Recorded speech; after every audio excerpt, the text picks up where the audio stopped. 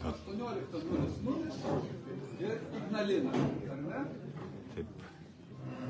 Tai aš pradėsiu vieną mintį apie Dalai Lamą, kuri man atrodo labai nuoširdi ir labai daug pasakanti. Tai kai jisai buvo Kaune, reikia paskaityti. Trumpą, nedidelę. Ir jo mintis buvo tokia. Jeigu jūs esate tikintis ir jūs esate budistai, tai yra labai gerai. Koks juokelis? Gero žmogaus juokelis. Toliau, jeigu jūs esate krikščionis, tai irgi labai gerai. Jeigu jūs kitos religijos šalininkai, tai irgi labai gerai. O jeigu jūs netikintis, tai irgi labai gerai. Viskas jūsų pasirinkime. Ir jis tada išvedė antrą formulę. Sakau formulę, ne? Ko reikia žmogui, ko galėtų žmogus norėti, pereidamas per tą gyvenimą. Jo versija buvo tokia, kad reiktų norėti išlikti padoriu žmogumi. Nes tam gyvenime visokių bėdų gali atsitikti. Išlikti padoriu žmogumi. Tai tam, kad išlikti padoriu žmogumi, religija tiesiog padeda. Galima išlikti padoriu žmogumi, jeigu tu esi ir netikintis. Bet jeigu esi tikintis, tai tada tiesiog lengviau tau, pasinaudojant religiniam tiesom, išlikti padoriu ir pereiti per tą gyvenimą. Tai jo mintis buvo, kodėl nepasinaudoti tuo įrankiu. O dabar dar irgi viena pozicija buvo Dalai Lamos, o kita pozicija dar tada irgi pasakysiu, kur Fromas. Dvi raidės jo pavardėjai. Psichoanalizės vienas iš tėvų, kur labai gražiai pasakė, nėra klausimo, ar žmogus yra tikintis ar netikintis. Visi žmonės privalo būti, nes kito pasirinkimo nėra. Visi yra tikintis. Pasirinkti tik tai galima tikėjimo objektą, kuo mes tikime. Galima tikėti savim, galima tikėti partijom, galima tikėti ginkluotom pajėgom, galima tikėti pinigų, galima tikėti Dievu. Ir pasirinkimas yra mūsų, kuo mes pasirenkam tikėti. Tai dabar iš šitos plotmės išeinant, aš asmeniškai tikiu, kad Lietuva kaip idėja ir kaip viltis, jinai turi prasmę ir šita viltis ir šita idėja suteikia mums, tie, kurie čia gyvenantiems, lietuviams daugumoj, nes mes lietuviai daugumoj, suteikia mums prasmę. Nes jeigu mes viso pasaulio gyventojai, tai mes čia niekur neprisirišę, vieną dieną čia, kitą dieną čia, ir ką tada mes kūrėme? Ką mes kūrėme? Ką mes sukurti Lietuvą reikia? Kokią valstybę, kokią šalį mes tobulinam ir už ją būnam atsakingi? Zimbabvė, Zambija, Latvija, kokią? Va čia Lietuva. Lietuva kaip mintis, kaip idėja, be kurios mes esame niekas. Galima pabėgti, labai gražiai irgi tie lietuviai, kurie milijonas pabėgo, ne visi iš gero gyvenimo, ne visi, kad norėjo pabėgti. Pasiskaitykit, kaip kiti rašo. Norėtume sugrįžti, nes tik čia esam savi, o ten esam svetimi, ten nesavi. Bet susiklosto gyvenimas, kažkur dirba, o ta nostalgija arba savo šalies šauksmas, jis pasilieka. Ne visiems vienodai. Bet tiem, kuriems yra svarbus šitas šauksmas, tie, kurie jaučia ir tiki, tada žodis tiki, kad mūsų uždavinys ne tik savo, ne tik savo šeimai, bet ir mūsų bendruomeniai, mūsų valstybei padaryti.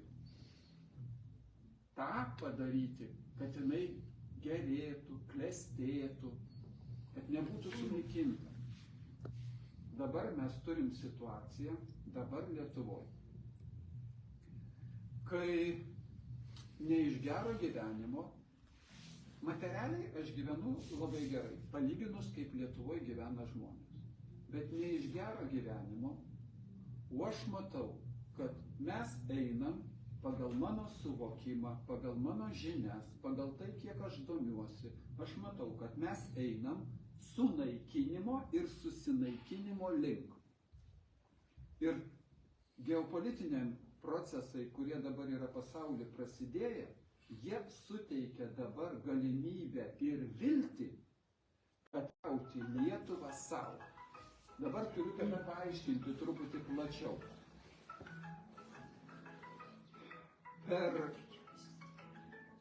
Aš nuo 45 metų skaičiuoju, pasibaigė Antras pasaulinis karas, ir Lietuva buvo okupuota ir niekur nedingo. Buvo užsienio valdžia. Užsienio valdžia.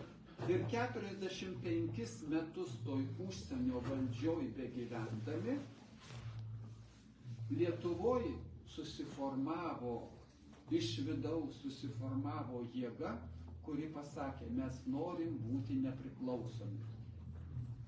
Per Tarybų sąjungos laikus Lietuva Tarybų socialistinė respublika. Galit sakyti, kad TSRS darė klaidas, nes jinai, vieni sakys skatino, o aš sakysiu skatino. Skatino, gerai, mūsų partinių funkcionierių, kuriems reikės truputį pasibalinti ir laurus savo užsidėti. Skatino lietuviškumą, dainų šventės vyko. Aš, kai mokiausi, šokau tautinius šokius. Kaune tautinių šokių profsąjungos kolektyvas Suktinis. Jame pradėjau irgi šokti. Visos aukštosios mokyklos savo tautinių šokių turėjo kolektyvus. Visos aukštosios. Kai kurios ir mokyklos turėjo, bet dėl jų tiksliai nežinau. Studentų tautinių šokių festivaliai būdavo. Kartą per 2 metus dariausi. Ir visa tai buvo TSRS laikais, kurie mes sakom, totaliai yra blogi. Dabar kai kas taip sako. Tas tautiškumas, jisai buvo išlikęs. Dabar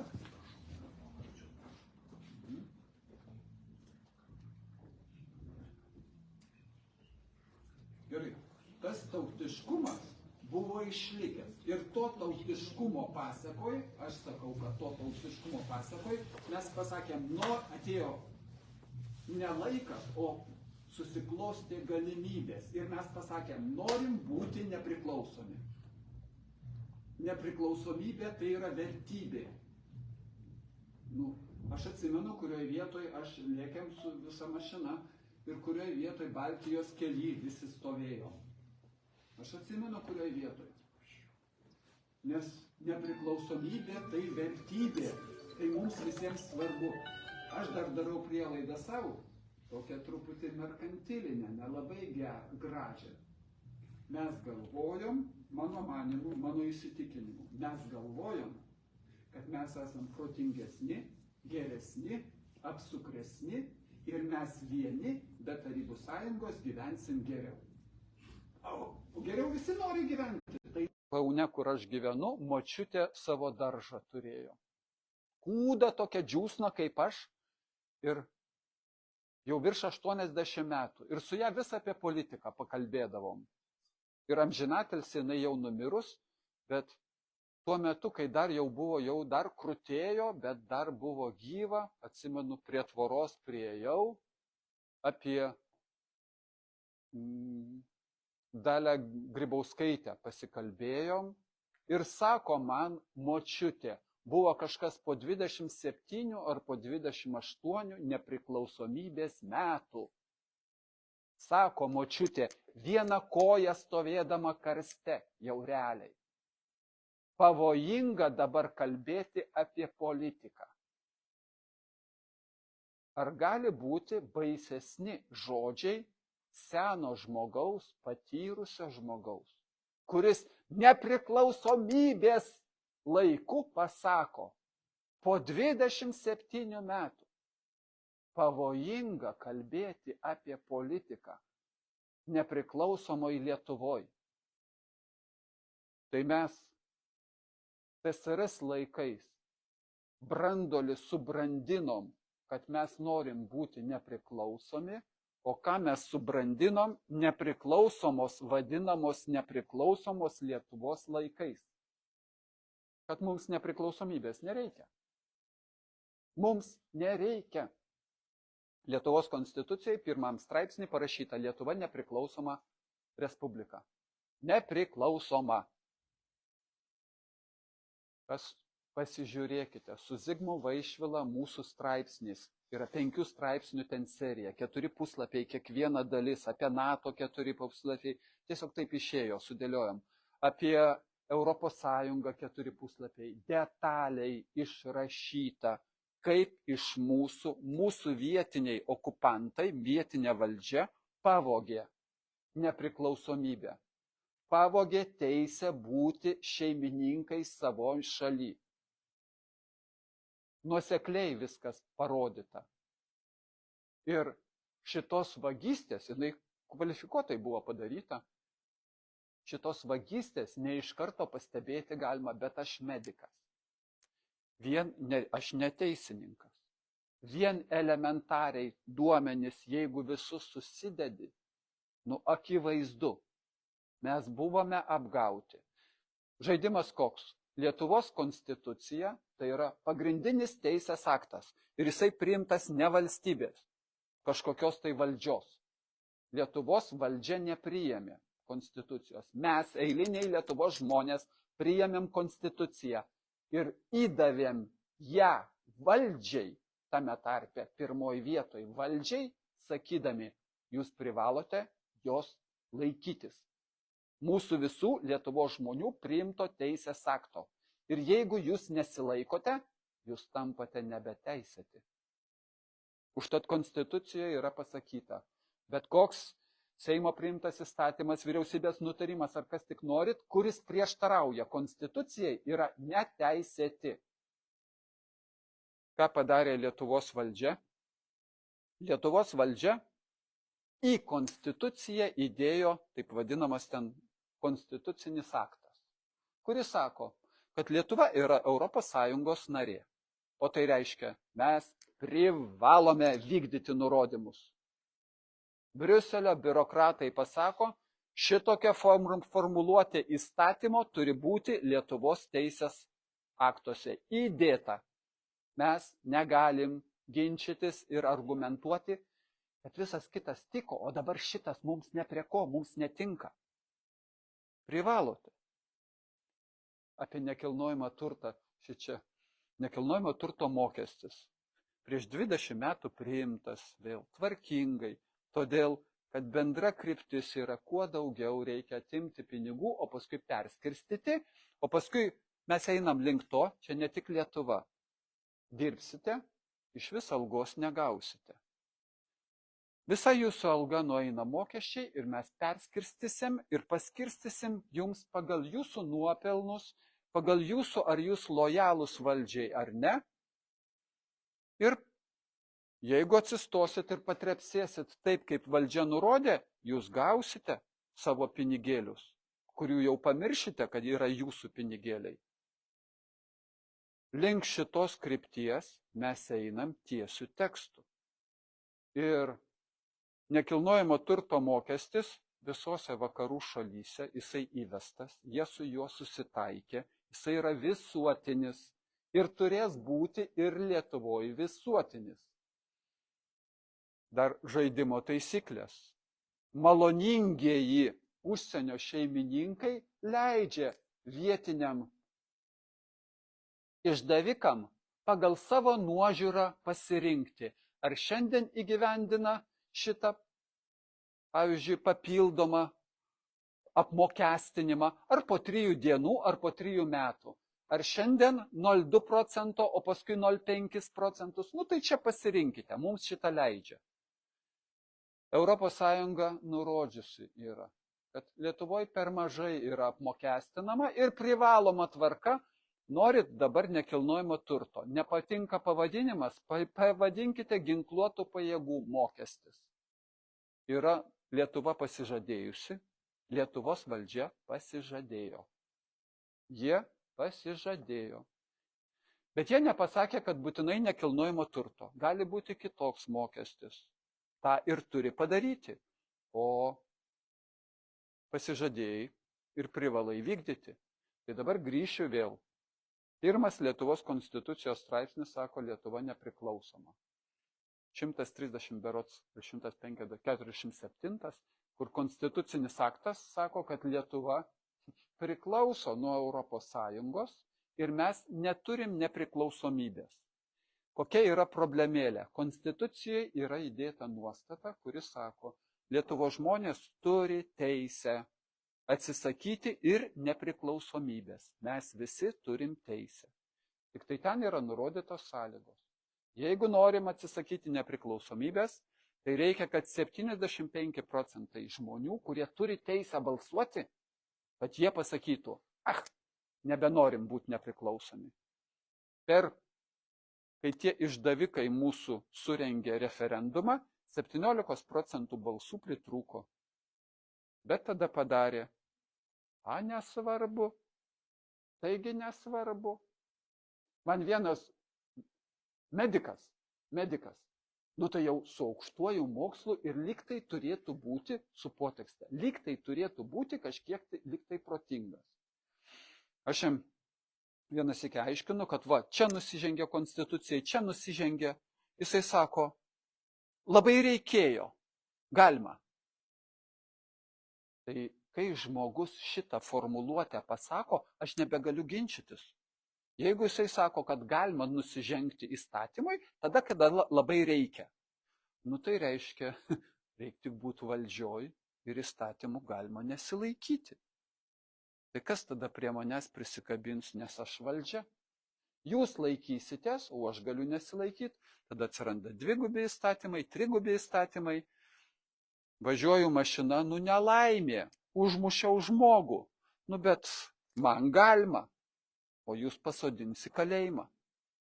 Tai mes norim gyventi šaly, kuri yra neteisinė valstybė, nes dabar Lietuva yra neteisinė valstybė. Aš visai nusiteikęs, jeigu paskambins iš naujo tie žurnalistai, duoti interviu. Bet vienas iki jau buvo paskambinę, bet aš jiems paaiškinau, kad aš interviu duosiu šitą temą, kuri man aktuali ir man yra svarbi, o ne tą, kurią jie norėtų pagal jų svarbumą. Tai arba jie pasirenka mano žaidimo sąlygas, o pagal jų norus aš interviu nedavinėju. Taigi, apie ką interviu aš nusiteikęs jiems pasakyti tiesiu tekstu, kad Lietuvoje dabartiniai rinkimai, prezidento rinkimai, yra nedemokratiniai, nelygiateisiai ir neteisėti. Kadangi ką tik buvo ir Rusijoje rinkimai, ir prezidentų Putinas buvo išrinktas, tai ir mes vis sakom, taigi nepripažinti reiktų tų rinkimų, kokie jie netikę, neteisėti.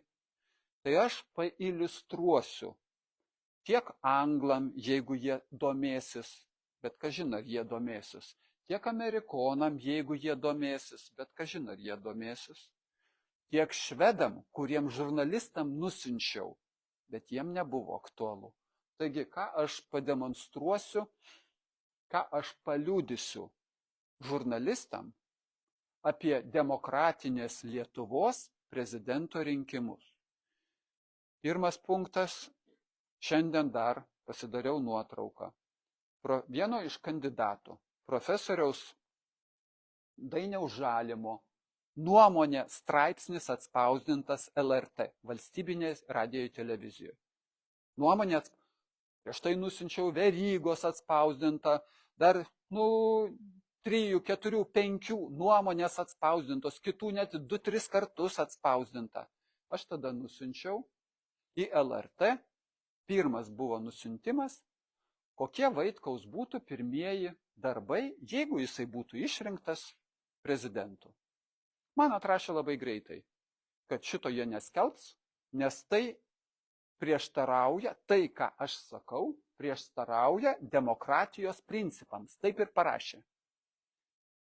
LRT.lt vyrredaktorius, vyrukas toks yra, kuris parašė, tai prieštarauja demokratijos principams. Aš bendroj sumoj 4 ar 5 kartus nusinčiau, jie viską atsisakė spausdinti, nes mano visos mintis prieštarauja demokratijos principam. Tada pagal žaidimo taisyklės apskundžiau Vyriausiai rinkimų komisijai. Vyriausių rinkimų komisija parašė raštą, didelį, kuriame išvardino, ką LRT pasakė, kokios Vaitkaus mintis yra blogos, kurių negalima spausdinti ir kurios prieštarauja demokratijai. Tai, ką aš dabar pasakysiu, nėra humoras. Tai čia ne komedija, tai yra oficialus raštas. Pradėsiu nuo pačio baisiausio. Ir tas baisiausias pailiustruoja, totaliai jiems viskas galima ir jie nebežino jau jokių ribų. Jokio loginio proto nebereikia, jiems viskas galima. Taigi, aš buvau parašęs, kadangi aš žinau ir galiu tą įrodyti, kad yra Lietuvos konstitucijos pakeitimai padaryti ir padaryti nusižengiant konstitucijai. Šitą aš galiu įrodyti. Tai aš parašiau, kad jeigu aš būčiau prezidentas, tai išleisčiau dekretą, kad Lietuvos konstitucijos pakeitimai, kurie padaryti pažeidžiant konstituciją, kad jie yra negaliojantys. Tai šita frazė yra įdėta į LRT atsakymą Vyriausiai rinkimų komisijai, kad šita frazė paneigia Lietuvos savarankiškumą, Lietuvos demokratiją, prieštarauja konstitucijai. Šitoks absurdas galimas. Aš kai mažas buvau, tai sakydavom pirštus nukapoti. Toks įsireiškimas. Aš sakyčiau, pirštus nukapoti tiem, kurie berazumiai dar sakydavom. Beprotis lietuviškai kažkaip kitaip skamba, tai berazumis. Mes mažiukai sakydavom. Pirštus nukapoti tiem, kurie parašė tokius tekstus, pirštus nukapoti tiem, kurie patvirtino, kad tokie tekstai gali būti, o tada ką padaryti su Vyriausia rinkimų komisija, kurie pasakė, kad jie pritarė, kad LRT turi teisę turėti savo nuomonę. Ir užtat nekvestionuoja, nekelia klausimo, ar ta nuomonė yra teisinga, bet kadangi jie turi teisę turėti savo nuomonę, tai jie gali Eduardo Vaitkaus nepublikuoti. Nes LRT pasakė, jeigu Eduardas Vaitkus turės nuomonę tinkamą, taip ir pasakė, tai tada jie ją publikuos. Vyriausia rinkimų komisija, kuri turi teoriškai imant prižiūrėti, kad rinkimai būtų lygus, lygiateisiai, vienodi, jie dirba kaip nusikaltėlių stogas. Kaip nusikaltėlių stogas šituose rinkimuose. Aš negaliu surasti švelnesnio žodžio, nes tai jie prisidirbo, o ne aš, su šitokiais pareiškimais, su šitokiais atsakymais. Tai Vyriausia rinkimų komisija, kuri vietoj prižiūrėjimo lygiateisių teisėtų rinkimų, jie vykdo savo kitokias funkcijas ir jie iškelia tada uždavinį Vaitkui, kad Vaitkus Eduardas turi pakeisti savo rinkiminę programą. Gal paskui aš paimsiu ir perskaitysiu tuos 17 sakinių, kurie yra mano rinkiminiai programoje, ir Vyriausia rinkimų komisija nepasakė, kokį sakinį pakeisti. Nepasakė. Vaitkus pats turi sugalvoti, ką pakeisti. Bet kitaip jie nepublikuos ir nespausdins. TSRS laikais, aš didelis buvau TSRS laikais, aš institutą baigiau 79 metais medicinos. Tvarkoj, bet ten, neteisėta valdžia, ko iš jos norėt, iš jos ir tikėtis nėra ko. Dabar taigi valdžia mūsų. Dabar valdžia mūsų. Ir jinai daro ne mažiau negu TSRS laikais. Tokio absurdo lygio pasiekia. Taigi, Vyriausia rinkimų komisija nevykdo savo veiklos. Pakartosiu trumpai, nes kas norit visi žinot. Švedijos bankas, aš jam turėčiau padėkoti tam Švedijos bankui, kuris tiesiogiai uždraudė ir 2 savaitės aš negalėjau vykdyti pavedimų iš savo rinkiminės sąskaitos. Aš jiem turėčiau padėkoti už bukumą, už durnumą ir už tai, kad jie davė man įrankį mušti užsienio banką, kuris tiesiogiai kišasi į Lietuvos prezidento rinkimus. Ir jie davė man įrankį, kuriuo pademonstravo, kad Vyriausia rinkimų komisija pasako, mes nieko negalim padaryti, kai užsienio bankas kišasi į Lietuvos prezidento rinkimus. Vyriausia rinkimų komisija tai parašė raštu. Čia iš tikrųjų aš turiu dėkoti Švedijos bankui, nes iki tokio absurdo aš nebūčiau patikėjęs, kad taip gali būti. Tai reiškia, viskas galima. Viskas totaliai galima. Jokios net iliuzijos teisinės sistemos, net iliuzijos nėra. Pamirškite, nuteisim visus. Ar jūs prisimenat dar, kaip prezidentas Gitanas Nausėda buvo praėjusiais metais, kai jisai teikė įstatymo pataisą, kad jeigu netinkamai kalbės apie valdžią, tai tada tuos žmonės teisiniai atsakomybei reiktų patraukti. Ir tada paskui buvo kad 20% tokių žmonių gali būti, ką tada daryti. Taip nurimo. Nurimo. Bet jūs galvojat, čia nurimo trumpam ar ilgam? Taigi pasakys, kad šitie, aš vis kartoju, Valinskas, šitas žudikas, neatsitiktinai pasakė, tokius reikia šaudyti. Ir neatsitiktinai. Aš tai manau, kad tai buvo suderinta. Jis žinojo, kad už tai jo nenubaus. Garsiai pasakė, kokį Lietuvos pilietį sušaudyti. Ir mane labai nustebino, kiek aplink yra žudikų. Kiek aplink yra žudikų. Aš negalėjau pagalvoti. Kai kiti pradėjo rašyti Facebook'e, aš mačiau, tame tarpe ir vienas daktaras, ir jo pavardę dar atsimenu, ir jo tėvuką aš žinau amžinatilsį. Irgi parašė, kad teisingai ir gerai, taip ir reikia, šaudyti. Išleisti žvėrį, išleisti džiną. Ir paskui atgal jau nebesugrąžinsime. Ir mūsų valdžia šitą daro, turint omeny dar ir tą karą, Amerikos karą Ukrainos teritorijai, šitą daro sąmoningai. Labai jau seniai, prieš 5-7 metus, tie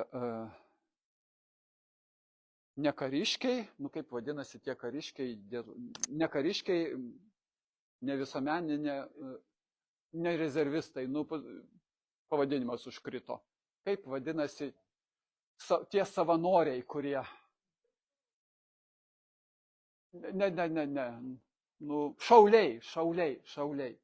šauliai. Jų instrukcija, kuri oficialiai nepanaikinta, kad jeigu yra krizės sąlygomis, tai su tais kolaborantais reikia nuo žmonos ir nuo vaikų pradėti. Vaiką mokykloje susistabdyti arba iš mokyklos einantį. Ir jam paaiškinti tam vaikui, ir jam perduoti laiškelį. Oficialiai viskas parašyta. Nu paskui langą išmušti ir tai gerai veikia, o paskui išrengti nuogai ir vidurį miesto paleisti. Tai viskas paruošta. Tai paruošta. Mes laukiam nurodymo, o paskui sušaudyt kas antrą dieną po vieną. Ir mūsų valdžia tiesioginiu tekstu šitą visą po truputį, psichologiškai reikia padaryti po truputį, pripratinam prie minties.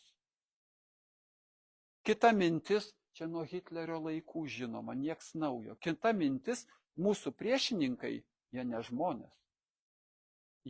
Kodėl lakūnam yra mėto bombas iš aukštai, kiek ten sugriovė, kiek žuvo, vaikų, ne vaikų, jie jų nemato, psichologiškai jiems lengviau. Jie nieko nemato. Bet jeigu aš nužudau tas, kuris yra nežmogus, taigi žydai irgi nežmonės. Žydai yra nežmonės. Kas čia tokio? Aš buvau, man į Kaune dramos teatre, pasaulyje daug kur ta pjesė pastatyta. Ir man ten davė į premjerą ir Izraelio ambasadorius dalyvavo, kur tokia nuširpi ta pjesė buvo. Vat, pristaut, čia Jonas Petraitis. Gimė tada, numirė Amerikoje tokiais metais. O kitas Jonas koks nors dar kitoks, ar ne? Sušaudytas Vilniuje tokiais metais. Su vardais, su pavardėm. Nu ir jie čia kaimo bernai žodis šitoj vietoj tinkami. Nu viena scena, jie sėdi, ten žydus šaudo, ir tarp savęs kalbasi. Sako, einam paprašyti, kad ir mums duotų pašaudyti. Einam. Nuėjo vokiečiai, oi, javol! Pašaudė. Tiesiog netyčia, taigi jie ne žmonės. Mūsų dehumanizuoti, ką mes dabar kalbam, valdžia, aš turiu omeny. Taigi rusai ne žmonės. Senasis Landsbergis, kaip pasakė apie Rusiją, hitlerininkų mintis čia nublanktų.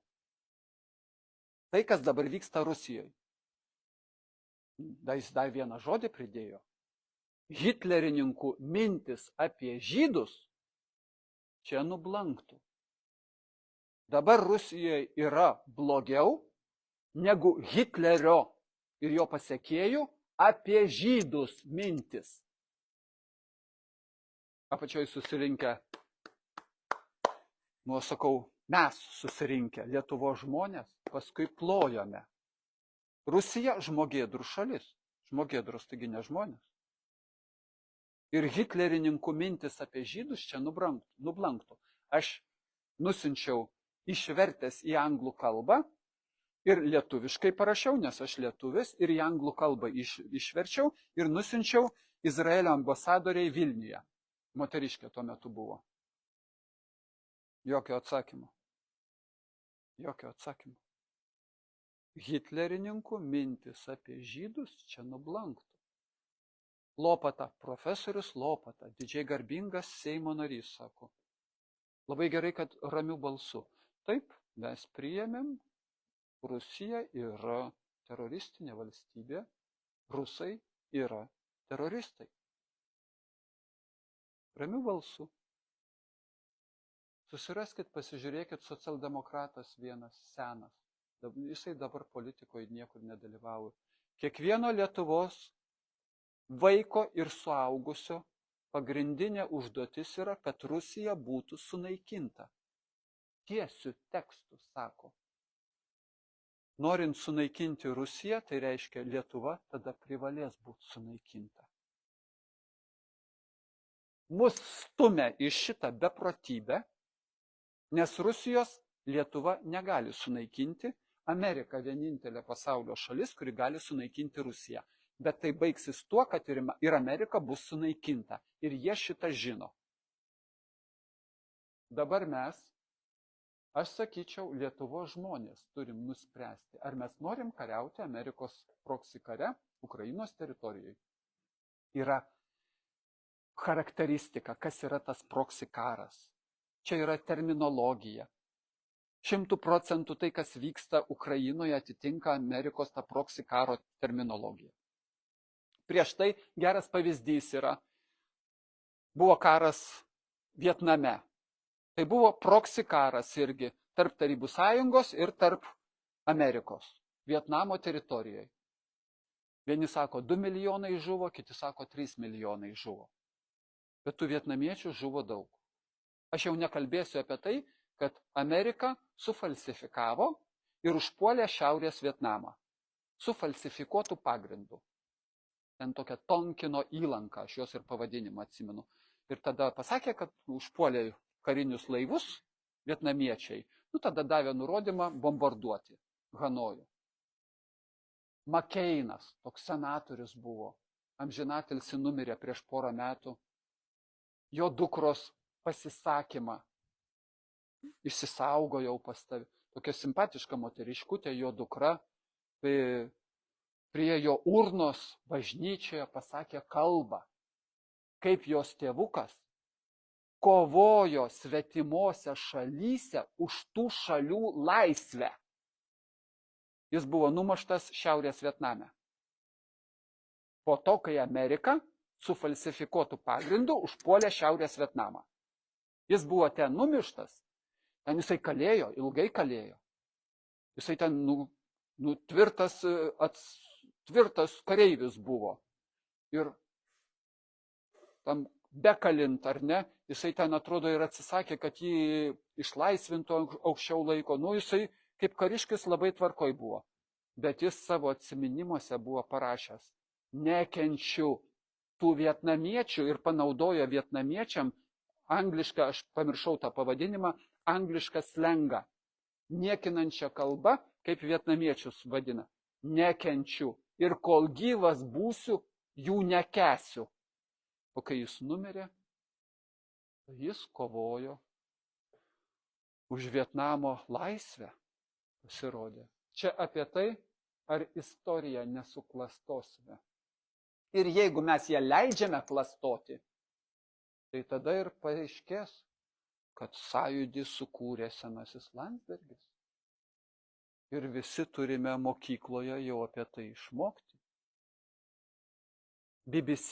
BBC parašė, United Kingdom, Anglija, ar ne, Europinio padalinio buvęs vadovas. Aš nustebau.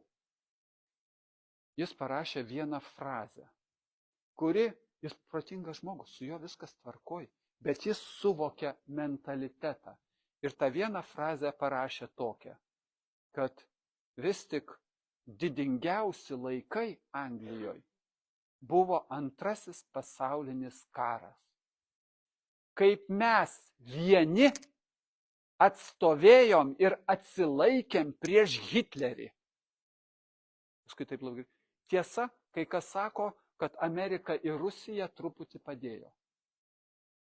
Mes vieni atsilaikėme prieš Hitlerį. Ir jeigu jūs paklaustumėt, apklausos yra. Nieko stebuklo. Japonų paklaustumėt. Tai ar 10, ar 7, ar 15, gal ne 15, gal 10 ar 7% atominės bombas numetė Tarybų sąjunga. Jų nuomonė. Tarybų sąjunga numetė atominės bombas. Tai ko nesuklastosime? Kai turime savo melo portalus ir tie melo portalai tiesiog privaloma tvarka nuodus į mūsų sąmonę, kuris atrodo kaip vaistas, kaip geras dalykas. Jis nenuodas, jis paslėptas tvarkingai. Aš senais laikais Laisvosios Europos radijo klausydavau. Ir mano tėvukas klausydavo. Atsimenu. Jis tiesiog įdomu, kažkaip kitaip, apie kitką pasako. Gerai. Dabar propagandiniai kanalai, Laisvosios Europos radijos, propagandiniai kanalai mūsų LRT. O jie yra propagandiniai, jie yra 100% išlaikomi iš Amerikos kongreso. Ir subtiliausia propaganda, subtiliausias melas pasakiau 90% tiesos, o paskui skirtingus akcentus sudėjau. Aš jums galiu parodyti skaidrę dramblį parodau, ir paskui dramblio koją. Ir paskui parodau tik tai skruzdėlės koją, bet padidinta 200 kartų ar tiek, kiek reikia.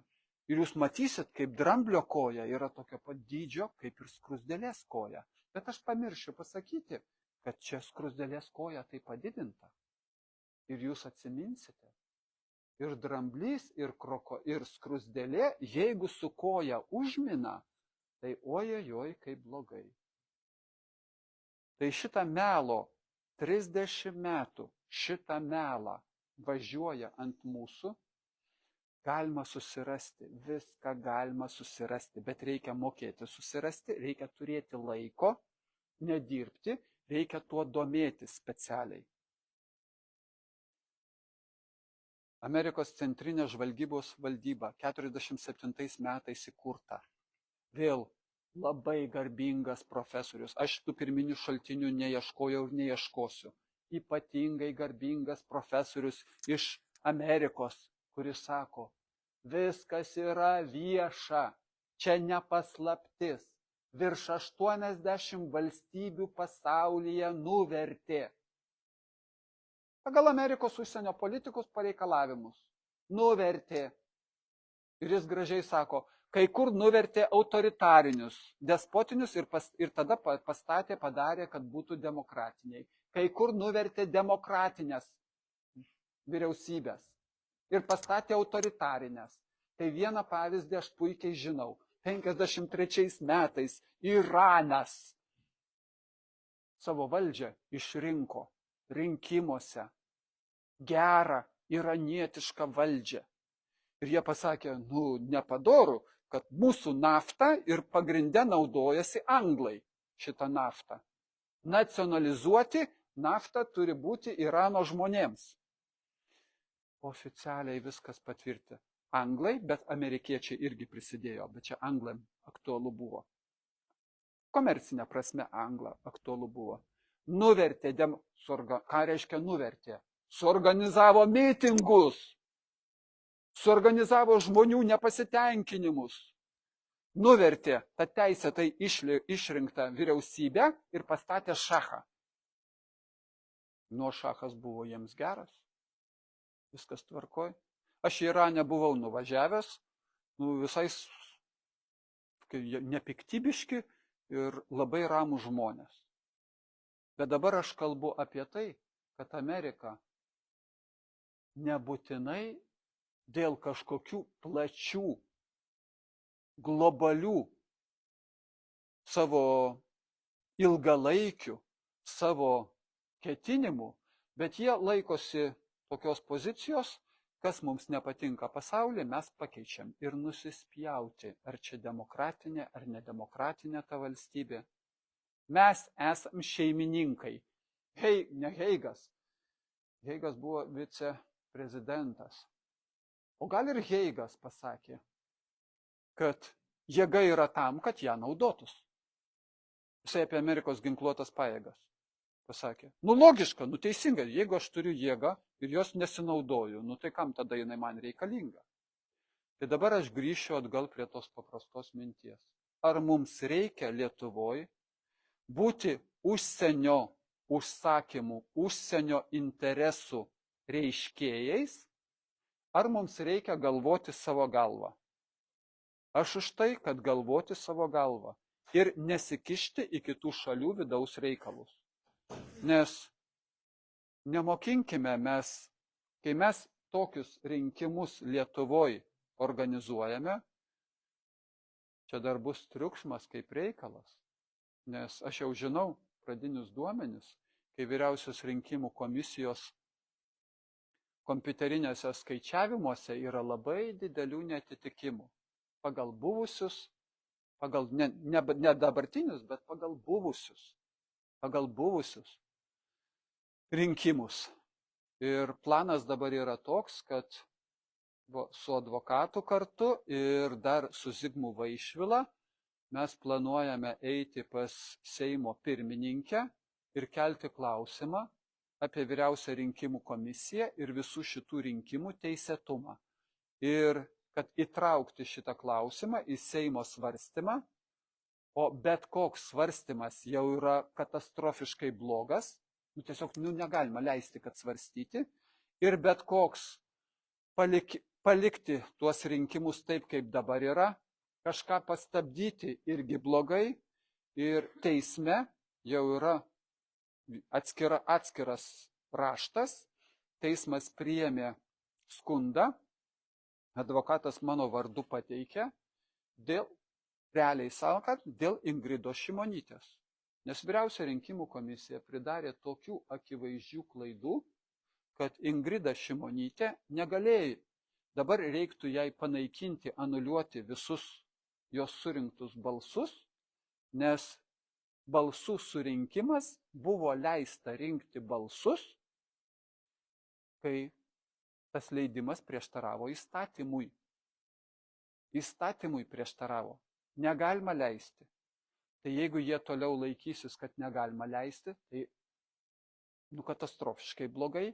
Jeigu jie sakys, kad jau leidom ir jau ką darysi, nusižengiant įstatymui leidom, tai irgi blogai. Tai dabar teismo yra. O jie atsakė prieš 2 dienas, turbūt laikas man jau susimaišė, prieš dieną ar prieš 2 dienas atsakė, kad kadangi praėjo 3 dienos jau, čia vasario 20 dienos sprendimas Vyriausios rinkimų komisijos, praėjo 3 dienos ir per 3 dienas tik tai buvo galima apskūsti, tai dabar viskas teisėta. Tai dabar teismas turės nuspręsti, ar pratęsti apskundimo terminą.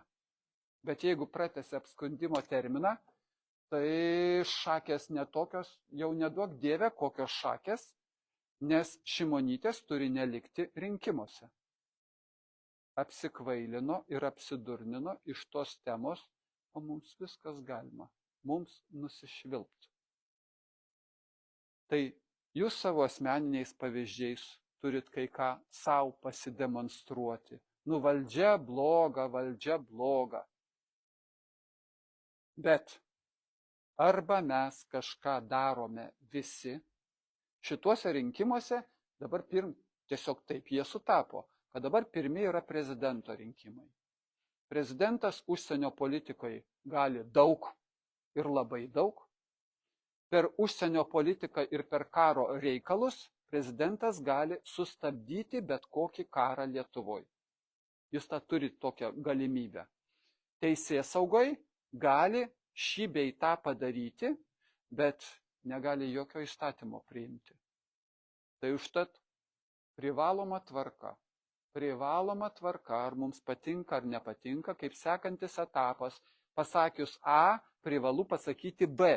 Jeigu nepasakai B, tai tada čia duobė, praraja ir nuo A prie C neprieisi. Privaloma tvarka. Seimas turi būti irgi suprantantis, tarkime, Eduardas Vaitkus kažką kalba, arba pritariantis tom mintim. Reikia padaryti tvarką. Ką mūsų Seimas daro? Priima įstatymą, vėl nekilnojamo turto įstatymas. Jis buvo priimtas ir po 3 mėnesių, kai jisai buvo priimtas, pirmoji pataisa buvo. Jūs pagalvokit, padarė darbą, priėmė didelį įstatymą ir po 3 mėnesių nuo sausio 1 įgyvendintas nuo sausio 1. Ar ne? O kovo 30 dieną pirma pataisa. Pirmas pataisimas. Ir Seimas tą ir daro. Grubiai per 5 metus priima ar 20, ar 15, ar 30 naujų įstatymų ir 2,5 tūkstančio įvairių pataisų. Pataisa ant pataisos. Tai jeigu mes neturėsime Seime savo jėgos, aš sakau savo jėgos su žodžiu, ta, kuri nori padaryti tvarką Lietuvoje. Jeigu mes neturėsime, jeigu jie neturės savo balso, tai vien prezidentas karą galės sustabdyti, bet mūsų kasdieninį gyvenimą jis nelabai galės ką nors pakeisti. Kaip pavyzdys, ypatingojo prokuroro institucija su korupcija kovo. Aš buvau vienas iš tų 8 steigėjų Europos antikorupcinio centro sveikatos apsaugos sistemoje. Briuselyje centras. Svarstėm, o kur tada mūsų pagrindinė headquarters, ne? Pagrindinis, pagrindinė būstinė turi būti. Ar toj šaly, ar tokiam mieste, ar tokiam mieste. Gerai, svarstėm tokius klausimus. Tai Briuselį ant galo buvo, čia nuo pinigų dar irgi priklauso, tai Briuselį buvo pasirinkta. Tai centras Briuselėje.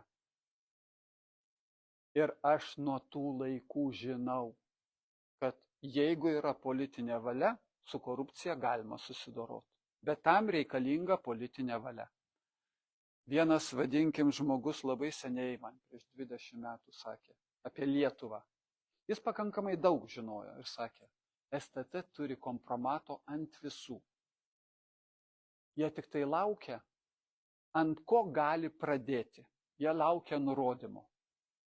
Ant šito. Tai tada pasidaro, kai tu šitokioj situacijai, kai tu esi politinių jėgų įkaitas. Tau politinė šita jėga liepia ir sako, o prieš šitą surask, nors ir nedidelį, ir mes jį išpūsime. O kad kitas, koks skirtumas, ten tik 15 milijonų, kapeikos, priedo ten mūsų draugai, tylite. Tai ir STT šitoj vietoj, ir mūsų tos saugumo struktūros. Aš sakau, kad Lietuvos valstybės saugumo departamentas yra grėsmė Lietuvos nacionaliniam saugumui. Praėjusiais metais mano abrozdėlį VSD viršininkas tada iš prezidentūros, jisai savo metinį pranešimą padarė, tai 29 skaidriai mano abrozdėlis buvo, bet mano pavardė nepaminėta. Aš ten pasisakiau apie karą Ukrainoje. VSD yra grėsmė Lietuvos nacionaliniam saugumui.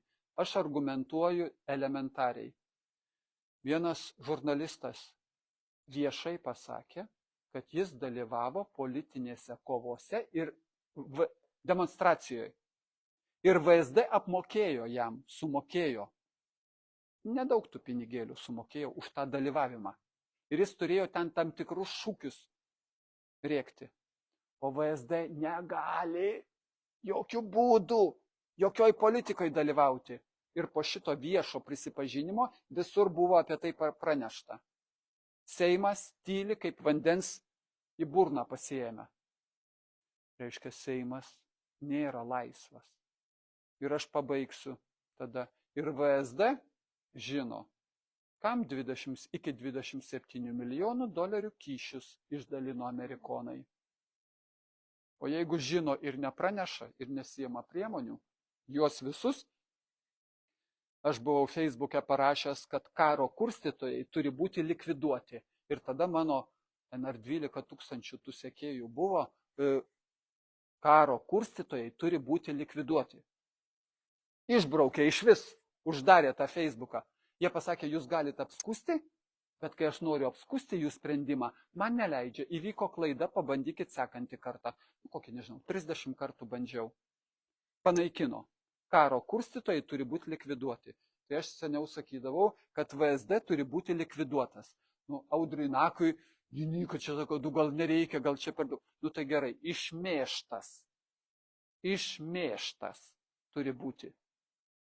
Ir tegul su jais arba jie dirba Lietuvai, arba jie dirba užsienio šeimininkam. Jeigu užsienio šeimininkai yra turtingi, geri ir taip toliau, man nusispjaut šitoj vietoj. Arba dirbat iš idėjos ir už Lietuvą ir saugot Lietuvą nuo pavojų, arba jūs dirbat ir pakišat Lietuvą kaip auką kažkam tai. Mūsų politikam pritariant ir sakot, taip reikėjo. Aš nenoriu būti Lietuvos išdavikų parinktas kaip auka. Jie mus visus taip gali padaryti. Ir aš neturiu net menkiausios abejonės, kad jie tą ir padarys. ir suras pasiteisinimą prieš save, oi, mes kitaip negalėjom, čia taip geopolitiniu požiūriu reikėjo. Ir aš dar baigdamas jau vis tiek pakartoju, Stoltenbergas prieš 9 mėnesius sakė, Lenkija, Lietuva, Pabaltijos šalis, kad apie karius siūs į Ukrainą. Prieš 9 mėnesius. Nieko naujo. Nieko naujo. Viskas pagal planą vyksta. Viskas pagal planą. Kieno auka bus parinkta. Aš darau dar čia čia fantazija. Amerika su Rusija susitarė. Amerika su Rusija, kai viešai, ten aš įdėjau irgi, Newsweek, o Kubilius po pusantro mėnesio perskaitė, tas Kubilius, kuris mūsų ministras pirmininkas buvo ir kur Europos parlamentaras, po pusantro mėnesio perskaitė ir oi, kaip čia yra negerai. Amerikonai su Rusija susitarė gruodžio mėnesį, kaip kariaus Ukrainos teritorijoje. Kaip negerai. O jums iki šiol atrodė, kad čia taip nevyksta? Newsweek pranešė ir tada jau supratote. Tai aš dabar darau prielaidą. O kas gali žinoti? Gal irgi susitarė. Kaip išlaikyti savo veidą kaip blogas žaidimas? Gal susitarė. Rusija, lietuviai nusiunčia kareivius. Ir tada Rusijai atrišamos rankos, kad jie gali smogti į Lietuvą į tokią teritoriją, iš kur tie kareiviai arba jiem ginklai siunčiami ar kas tik nori.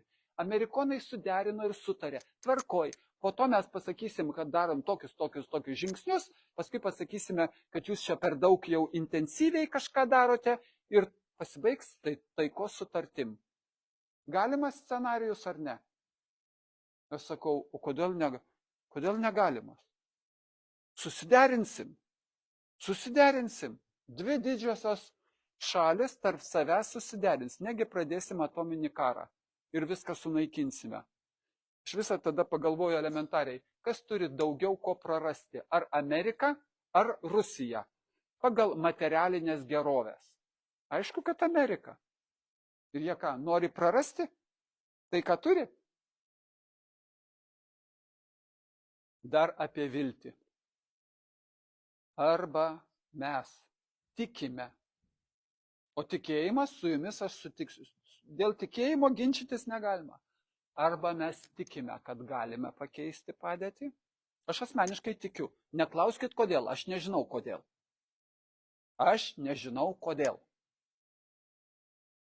Aš kai buvau studentas, tai man smagiau į sceną lipti. Kad? Lipkite, aš paklausysiu. Jėzau, čia nusikalba. Nu, Dieve tu mano. Lipkite, aš nenoriu į sceną lipti. Man įdomiau buvo pasėdėti šone ir pažiūrėti, Dieve, iki ko jie čia nusivažiavo. Tai arba mes tikime, kad galime pakeisti ir padaryti, kad būtų kitaip, o aš asmeniškai tikiu. Ir aš tikiu tuo, kad aš taip privalau pasakyti visiems Lietuvos žmonėms. Aš tuo tikiu. Nieks manęs nevertė. Mano žmonai nelabai patinka, ką aš darau. Jinai ten įvairias pareigas užima ir taip toliau, ir taip kiti, kad čia nusikalba žmogus, ar ne? Bet jeigu kiekvienas iš mūsų, Lietuvos žmonių, 2,4 milijonai, žinotų, suvoktų ir suprastų, ar tik dėl savęs, ar dėl visų, ir jeigu turėtų laiko pasižiūrėti į Lietuvą platesniajam kontekste ir galimybės turėtų platesniajam kontekste, tai tada ir kur mums yra išeitis ir išsigelbėjimas. Ir dar geriau, ne tik išeitis ir išsigelbėjimas, galimybės dabar atsiveriančios. Prieš 5 metus mes iš šitų gniaužtų niekaip negalėtumėm išsivaduoti. Tai, ką aš sakau, tai yra kova ne su Lietuva ir su Lietuvos ta parsidavusia valdžia. Tai, ką aš sakau, tai yra kova su už Lietuvos esančiom jėgom. Tos, kur globalios, kur viską valdo, kurių pavadinimas yra biznio projekto demokratija. O demokratijos pagrindinė sudėtinė dalis yra, kad žmogus turėtų nuomonę apie tai, ko jisai nesuvokia ir nesupranta. O nuomonę mes jam sukursime. Nuomonę mes jam padarysime. Ir tada tu gali tam žmogui argumentus sudėti, faktus sudėti. O mūsų smegenys veikia taip. Aš tada to fakto negaliu priimti. Aš atmetu jį iš karto. Nes tai prieštarauja mano įsitikėjimui. Oi, rusai puola. Tegul būna pavyzdys, rusai puola. Nu tai kai sakai, kad o faktas toks, čia kaip žirniai į sieną. Ir viskas atšoka. Mūsų smegenys taip veikia. Čia žmogus nėra, jis, norėjau sakyti, jis ir nekaltas tam tikrą prasme. Taip smegenys veikia. Neurobiologijos mokslas panaudotas, psichologijos mokslas panaudotas. Šitai metodikai viskas ir jinai ištobulinta metodika vakaruose. Ir tada aš sėdžiu ir tampau visus pagal savo interesus. Ir kai šitas metodika ištobulinta, tai reikia ją primesti visam likusiam pasauliui ir tada aš iš vienos vietos visą pasaulį tvarkau. Tai, ką aš sakau, prieštarauja globaliam principui. O Lietuva tik tai šuniukai vietiniai, kurie loja pagal nurodymą. Bet vėl, iš geros pusės pabaigsiu. Sveikos jėgos Vokietijoje, sveikos jėgos Olandijoje. Olandijoje irgi. Slovakijoje, tegul būna. Jau Vengrija nekalbam. Užtat aš ir pasakiau, kad pirmų vizitų nuvažiuočiau pas vengrus. Patarimo ir pasakykit, kur povandeninės kokios srovės. Nes nėra prasmės lysti liūtui į nasrus. Ne. Reikia laimėti, o nesusinaikinti. O laimėti galima, jeigu galvoji savo galvą. Ir jeigu nenusiteikęs, pasakė, reikia. Tai tada padarom provokaciją tokią, kaip su Kaliningradu. Šičia aš pacituosiu, kur mes padarėm, ne pirmą. Pirma tai tas buvo, kur Dalios Grybauskaitės, kad jau kovo mėnesį, 22 metų kovo mėnesį, pradėkim jau tiesioginį karą su Rusija. O paskui, kai mes sąmoningai stūmėm, kad Rusija turėtų pretekstą smogti mums dėl Kaliningrado, mes nusižengėm savo pasirašytom sutartim ir į Europos Sąjungą įstojom dėl to, kad tos sutartis. Tai sąmoningai. Bet ačiū Dievui, nepasiruošusi ir nenorėjo Rusija panaudoti tos kortos. Bet kai aš žaidžiu su oponentu, ne priešininku, tai aš nenoriu savo noru jam atiduoti kozerius. Kam? Šičia mums svarbu išlikti. Išlikti šitoj situacijoje ir kaip Feniksų atgimti. Jeigu nebūtų šitos kataklizmos tarptautinės, tai mūsų šanso aš turbūt ir nebūčiau net nieko kalbėjęs. O dabar aš žinau ir tikiu, kad mes šansą turim. Pabaigsiu man patinkančią vieną, kaip Jogas pasakė vienas. Aš galiu jums paaiškinti, bet jūs nieko nesuprasit iš to paaiškinti. Tiksliau, jūs viską suprasit, bet jūs turėsit dvi išeitis, kai aš jums kažką paaiškinsiu. Jūs galėsit manim tikėti arba netikėti, nes jūs nežinot, ar aš pasakiau taip ar ne taip. Ir tada tas Jogas sako, o jeigu jūs dirbsite su savim, tai jūs tada žinosite, kad kvėpuoti taip rankas laikant ir taip yra labai didelis skirtumas. Tik tai taip, įkvėpimas visai skirtingas. Ir man nereikia, kad kas nors pasakytų, aš pats jaučiu ir žinau. Tik tai taip, iškvėpimas vienodas, O šitaip, ne, jokių būdų. Kai kurią mankštą darant, turi būti žandai išpūsti. Tiesiog taip geriau. Kai kur mankštą darant su rankom, darai ir paskui iš lėto iškvėpimas. O su rankom kitaip sukant, staiga ir greitas, per pusę sekundės iškvėpimas. Tiesiog taip reikia. Tai aš žinau, kad taip reikia.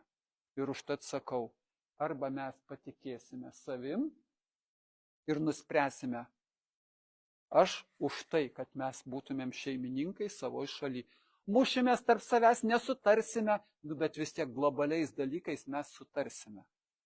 O neklausysime savo išdavikų valdžios, kurie pasakys, o dabar mes šituos sušaudysim.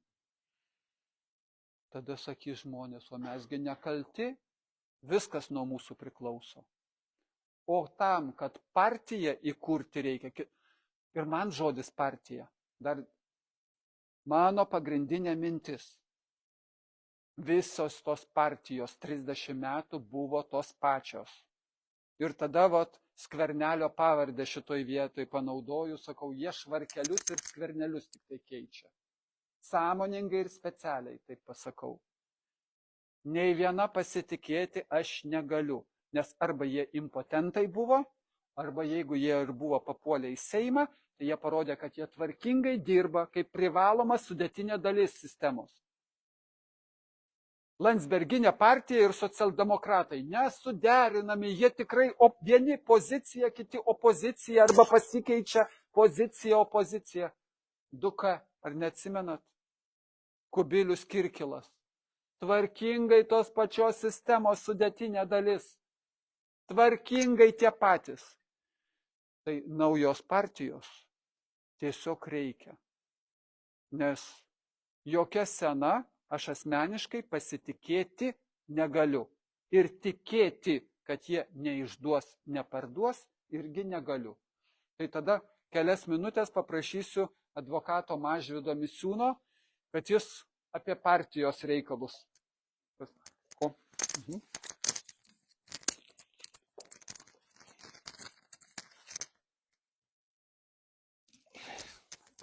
Labas vakaras.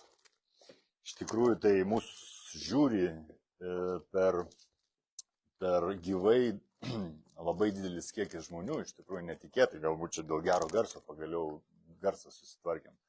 Tai visų pirma, ačiū labai už gerą ir šiltą priėmimą ir Ignalina mano tėvonyje, čia mano tėvas, tėvo gimtinė ir labai šilta ir malonu visą laiką atvažiuoti ir norėčiau tiesiog pasakyti keletą žodžių apie naują politinę jėgą. Tai nauja politinė jėga yra, žinote Eduardą, žinote jo mintis ir jo pavedimu aš organizuoju naujos politinės jėgos įkūrimą.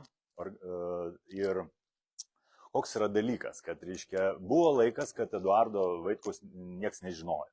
Buvo, sakykime taip, kad nieks nežinojo, ką jis šneka ir visa kita. Atėjo laikas, jau daugiau žmonių sužinojo apie jį.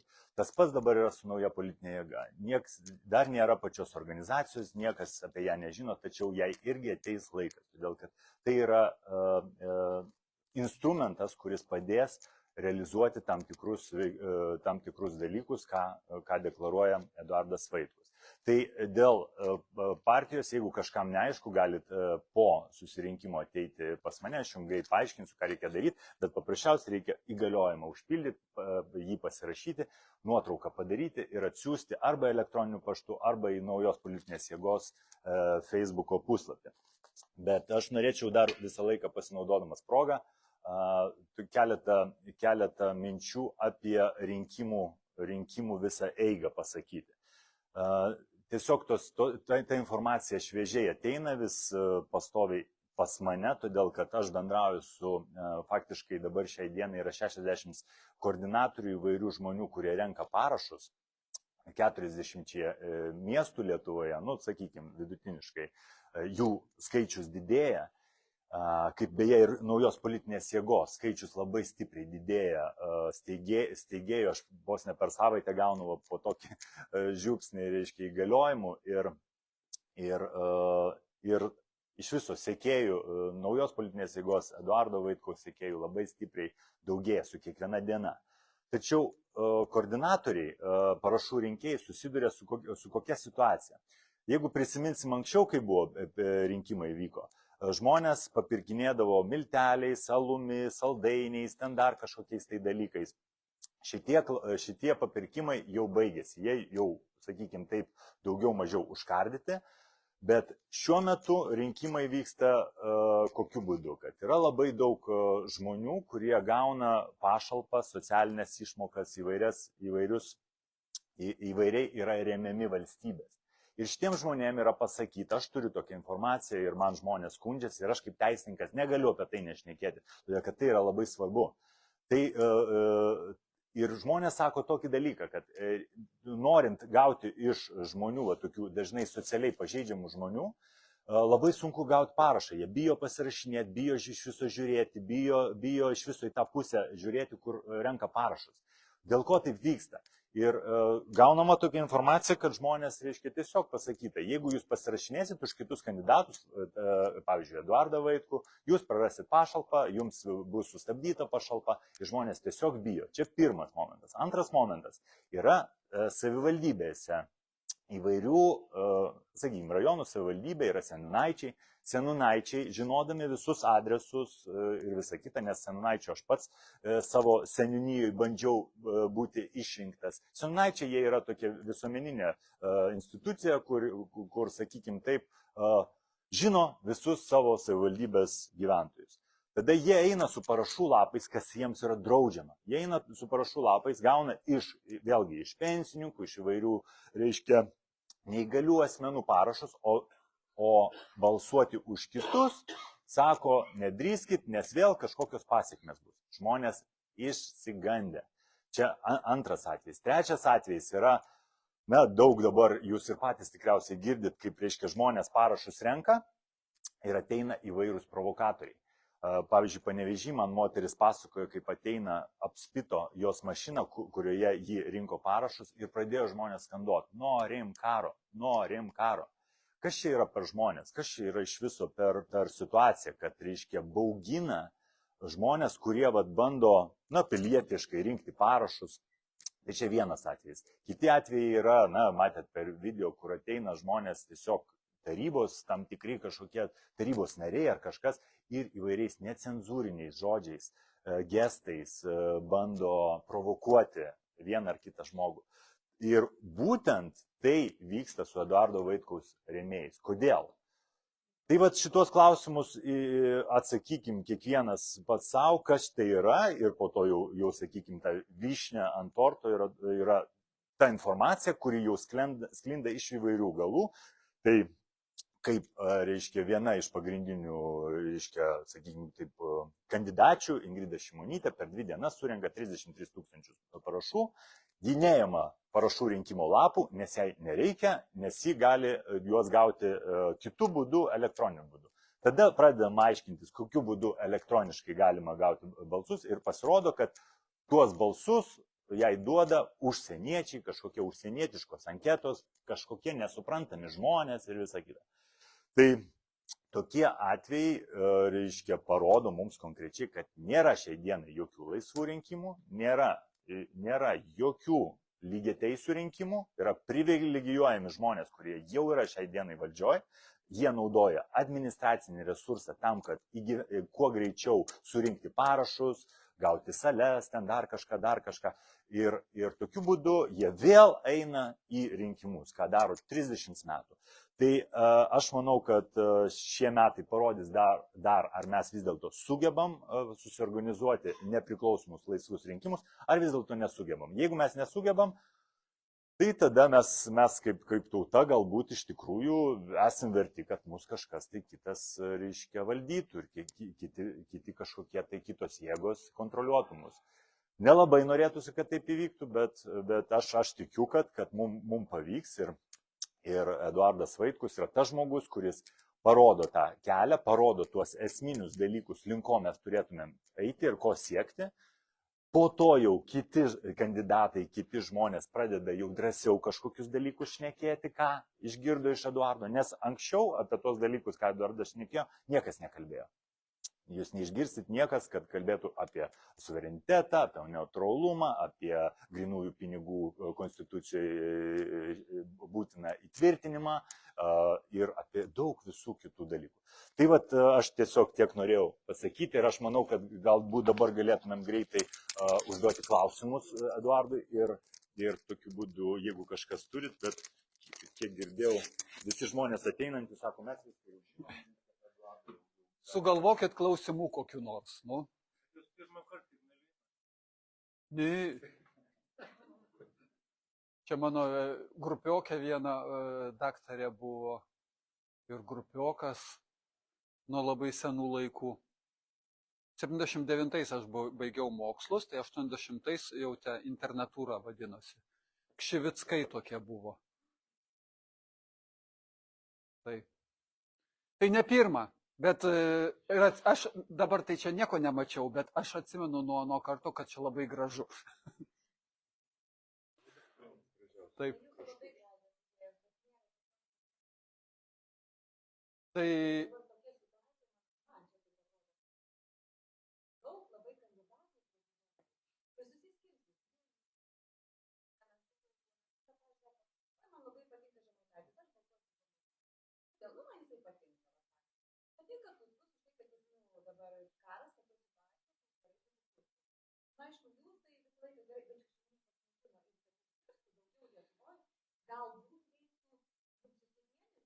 aš atsakysiu truputėlį iš karto. Ar gali mane išgirsti, jeigu vien mano žodžiai yra kaip velnias kryžiaus? Jie negali manęs niekur leisti. Tai ir neleis iki po balandžio 11, kai jau 20 000 jau bus surinkta tų parašų, ar ne? Tada nori, nenori, privalės įleisti. Tai čia vienas, ar ne? Labai geras pavyzdys yra. Kas yra sisteminis, o kas yra nesisteminis. Tai aš tik tai faktus pasakysiu, o išvadas jūs patys darykitės išvadas. Aš rugsėjo 5 dieną viešai pareiškiau, o rugsėjo 6 ir 7 dieną sumokėjus pinigėlius yra Lietuvoje 2 naujienų agentūros. Tik tai 2. ELTA ir BNS. Abiems sumokėti pinigėliai, abi mano paskleidė žinią, kuri nulinių efektų. Nulis. Pasižiūrėk, LRT, ELTOS publikacijas, LRT, BNS publikacijas įdeda. Mano ir 6-7 dieną paskelbiau, nieks absoliučiai nesureagavo. Tai dabar, o tuo metu tik tai buvo vienintelis Veryga, kuris oficialiai buvo jau paskelbta, kad jisai dalyvaus rinkimuose. Toliau sekantis buvo generolas Tutkus, kuris parašė savo Facebook'e. Parašė. Ir sekančią dieną Delfi 15 minučių, LRT sekančią dieną apie tai, ką jis parašė savo Facebook'e. Užduokit savo klausimą, o kaip taip atsitiko? Kad Tutkus artimiausiai man apie tai, ką mes kalbame, yra generolas Tutkus. Pats artimiausias. Užduokit savo klausimą, kodėl Vaitkaus minčių nebuvo galima netgi skelbti apie tai, kad Vaitkus dalyvaus rinkimuose. Daug buvo visokių, kas galėtų dalyvauti rugsėjo mėnesį. Apie Vaitkų nei vieno žodžio niekas.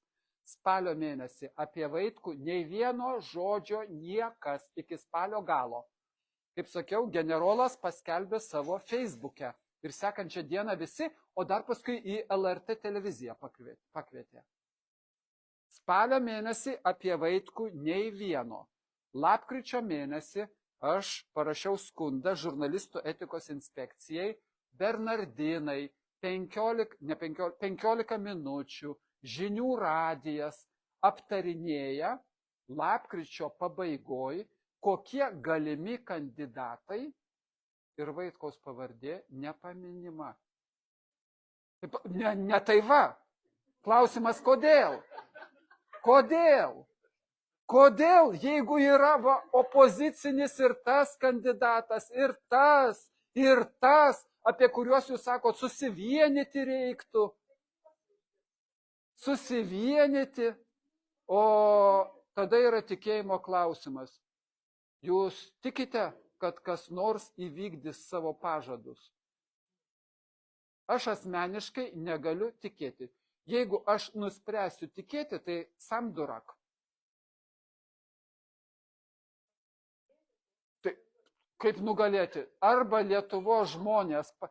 Dar viena mano mintis, elementari ir paprasta. Aš nieko nesirengiu nugalėti. Aš nesirengiu, aš neturiu nei vieno priešininko šituose prezidento rinkimuose. Ir aš nieko nugalėti negaliu ir neketinu. Jūs, mano suvokimu, jūs iškreiptų būdų suprantat. Tuoj paaiškinsiu, kodėl. Aš Lietuvos žmonėm siūlau, va tokia yra vizija. Ir Lietuvos žmonės arba pritarė tai vizijai, arba nepritarė. Bet aš negaliu nugalėti Lietuvos žmonių, aš jiem pateikiu požiūrį ir mąstymą ir suvokimą. Ir aš užtat nekonkuruoju ir neketinu nugalėti nei Vėgėlės, nei generolo ar dar ko nors. Jūs pritarėt mano minčiai arba nepritarėt. Jūs įdarbinat mane juodai dirbti arba neįdarbinat. O aš nesirengiu su nieko muštis ir nieko nugalėti. Ir šitam kontekste tada aš nematau jokios opozicijos iš visų tų 12 kandidatų. Aš nematau ten opozicijos. Aš matau tos pačio proceso sudėtinės dalis.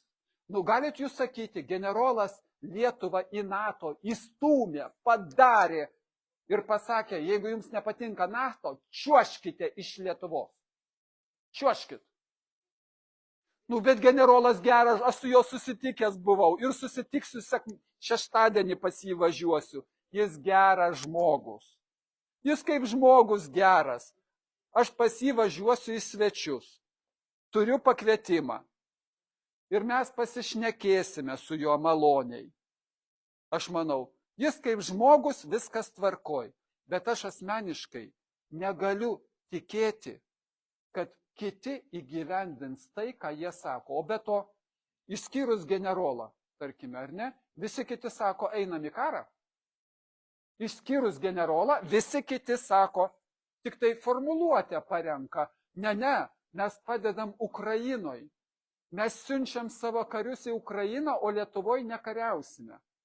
Išskyrus generolą, visi sako, einam į karą. Jeigu Lietuvos žmonėm tinka karas, tai jie pasakys, kad ne, už Vaitkų nebalsuojam. Bet aš nekonkuruoju su nieko. Mano požiūris yra visiškai skirtingas. Ir man nieko naujo, kaip žmonės savo per 30 metų, kad yra mūsų orientacija. Čia ne apie seksualinę, o apie tikrą orientaciją. Per 30 metų mūsų orientacija yra be orientacijos. Arba orientacija yra tokia, kad nuo mūsų nieks nepriklauso. Savigarbos. Aš mušiausi, tikrai mušiausi, brangiam universitete. Mano mušimasis pasireiškia tuo, kai jūs patys nesilaikot savo priimtų teisės normų. Tai aš jums pasakau, jūs elgiatės nepadoriai. Ir va šičia ir šičia jūs pasielgėt netinkamai. Tai aš labai negražiai elgiuosi. Ir aš jiems šitą sakiau tiesiai į akis.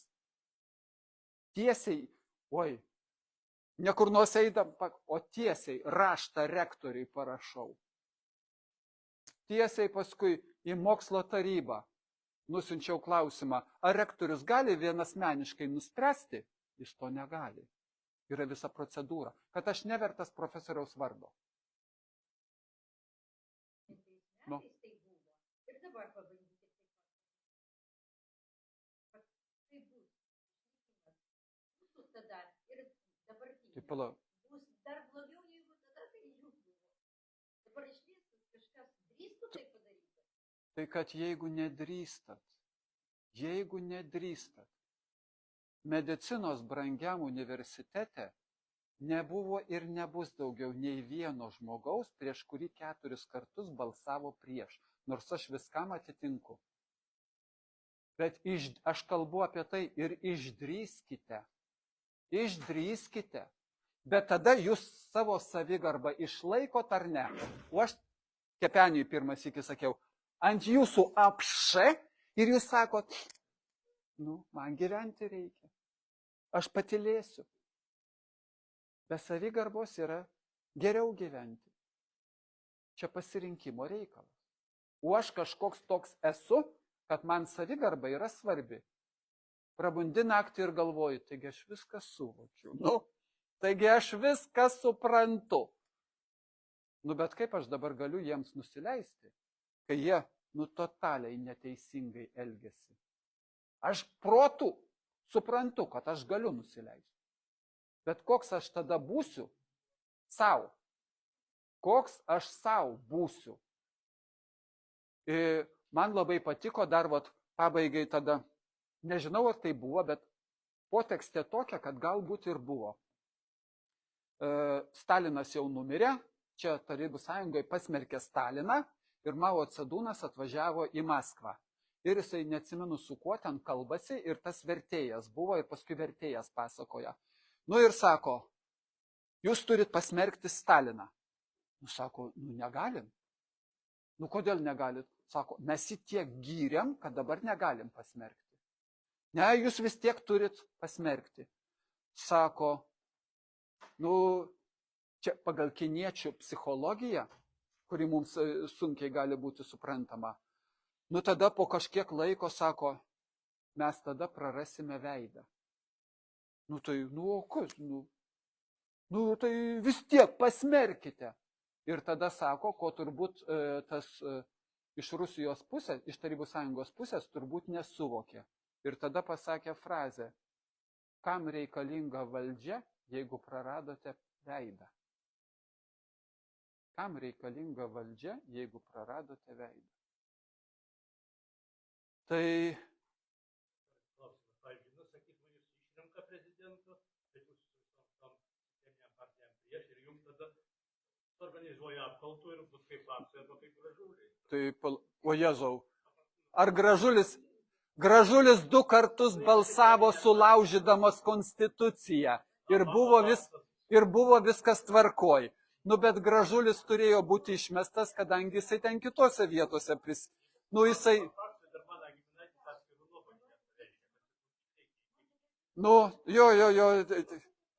O Paksa pradžioj valstybės saugumo departamento vadovas Laurinkus nuvažiavo 2 savaitėm į Ameriką.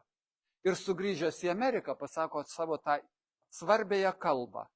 Iš Amerikos gavo tam tikrus paaiškinimus ir tada pradėjo daryti šitą šou Lietuvoje. Bet Paksas yra ir klaidų pridaręs. Jis davė savo įrankį jį lupti. Aš klaidų nesirengiu pridaryti, kad mane galėtų lupti. Lupkite, nušaukite, viskas tvarkoj. Nušaukite.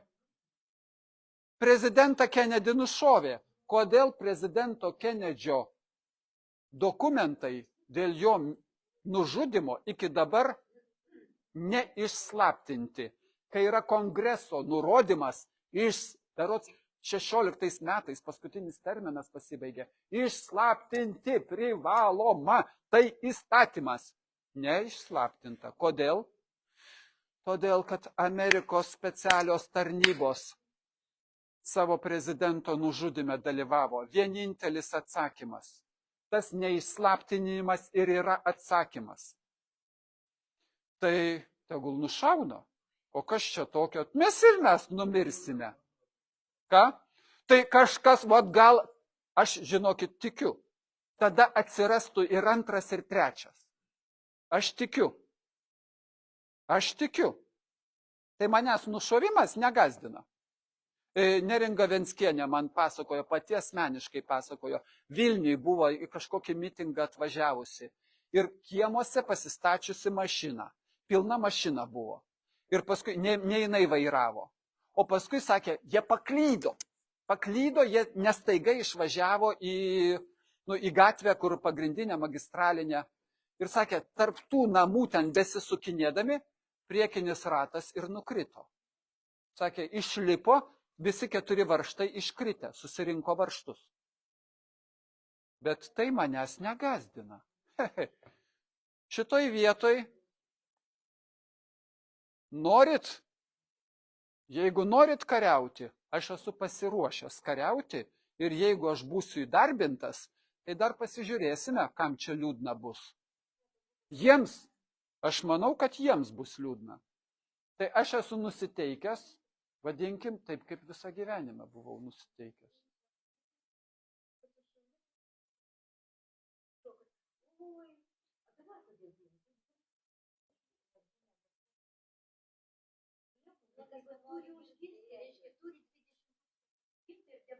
Tai jo, teisingai. Dabartinis pirmaeilis uždavinys. Pirmaeilis. 20 tūkstančių, ir reikia daugiau kaip virš 20 tūkstančių, nes braukys sąmoningai ir piktybiškai. Nes čia mes turimgi parazitinę organizaciją, Vyriausioji rinkimų komisija. Reikia virš 20 tūkstančių ir tada niekur nedings, privalės paleisti į eterį. O į eterį paleidus, tada, gerai, LRT, tik tai vienintelė LRT tada publikuoja, kiek ten 3 ar 5 kartus, kur diskusija. Ir mano mintis yra elementari. Norit būti šeimininkai savo šaly ar ne? Jeigu nenorit, tai už mane nebalsuojat. Taip. Argi sudėtinga mintis. Viskas priklauso nuo mūsų. Ir tų parašų šiuo metu reikia, kad ir būtų daugiau virš 20 tūkstančių. Tai parašai 10 dienų dar turim terminą. Ir dar paskutinis. Kiti yra komandos. Nėra pas mane. Advokatas dirba individualiai kartu, ar ne? Yra žmonės dar irgi, jie individualiai žino, ką turi padaryti patys savo viršininkai. Iš apačios arba atsiranda žmonės ir savo iškelia uždavinį, ir jūs irgi taip pat, savo uždavinį iškelia ir savo uždavinį įgyvendina. Iš viršaus aš nieko nenurodinėju ir negaliu nurodinėti. Dar tada pabaigsiu, tas, kur man patinka, vienas indas. Jisai yra labai garsus, jisai Gineso rekordų knygoje, jisai yra Sadguru. Jo pavadinimas yra, vardas tegul būna. Jis garsus tuo, kad jisai suorganizavo Indijoje, čia buvo ne labdaros, o visuotinė akcija. Upėm valyti. Spėkit, kiek sudalyvavo žmonių. 160 milijonų. Vienas žmogus pakvietė ir 160 milijonų sudalyvavo. Ir jisai apie savo tuos pagalbininkus irgi man patiko, kaip kalbėjo. Sakė, aš nieko negaliu nei atleisti, nei ką, nes visi jie savanoriais dirba. O paskui susipyksta tarp savęs, rietenos prasideda. Sako, bet aš jų negaliu atleisti, jie visi dirba savanoriais. Jie iš savo pašaukimo dirba. Ir pašaukimas netoks netikslus, iš suvokimo, kad to reikia. Kai dirbi, kažkas liepia, pinigus gauni, dirbi už algą. Arba dirbi iš suvokimo, kad reikia. Reikia. Ir pirmiausia, pats savo pasakai, kad reikia. Neklauso. Viena moteriškė parašė, net akmenį, sakė, paėmęs metė į mano pusę. Čia renkant parašus. Bet reikia. Žmogus savo pasako, aš negaliu jums nieko pasakyti. Aš negaliu jums nurodyti. Niekam negaliu nurodyti. Kiti irgi sugalvoja padaryti, kad Vaitkus kaltas, kad kažkoks žmogus kažką pakalbėjo. Nu ką darysi, jeigu žmogui taip atrodo. Vaitkus kaltas už trečius asmenis. Vyriausia rinkimų komisija oficialiai 2 kartus man pasakė, kad tam tikrą prasme taip, jūs kaltas. Jeigu, sakau, man nepažįstamas žmogus pasidarys plakatą kokį nors, sakau, aš nieko nežinau apie tą žmogų, nepažįstu. Aš sakau, o plakatas, jūs pripažinsit, kad čia yra politinė reklama ir aš kaltas? Taip, sako, kaltas.